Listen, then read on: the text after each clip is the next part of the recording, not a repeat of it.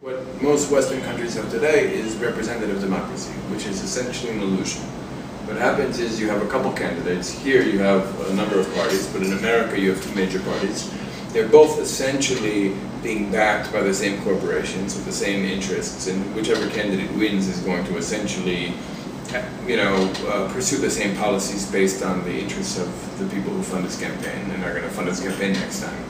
And people have this illusion that they're going to go, on Super Tuesday, and they're going to vote for one of these two guys with great hair and a lot of campaign financing from the same place. And they call it democracy. And what happens then? They vote once every 4 years, they go to sleep, these people do what they want, and they basically, the lobbyists tell them what to do, and then the people who gave them campaign contributions tell them what to do.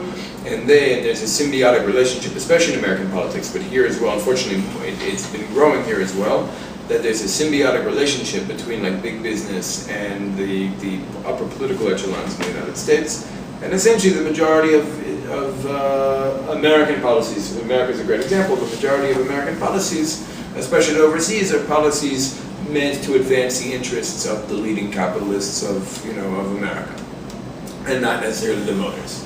So that's what we call democracy all over the world, but it's not really democratic because people don't really have influence. People aren't empowered to decide the policies that their nation will collectively will pursue.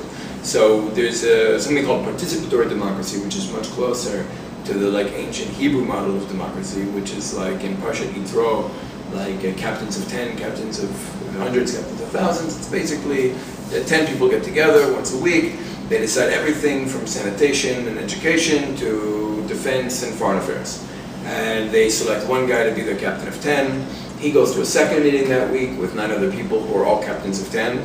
And now one guy becomes a captain of hundreds, they do it again, captains of thousands, and then eventually somebody goes to Knesset. And every week they have a meeting, meaning anybody who wants to be involved in the political process can, nobody has to.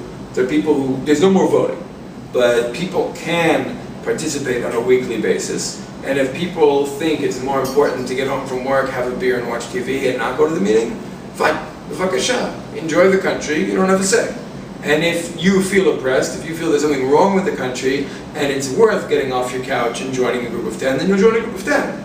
So anybody who feels disenfranchised has a way to participate, and if you don't feel politically inclined and you don't think there's anything pressing that's wrong with the country, you don't have to be involved.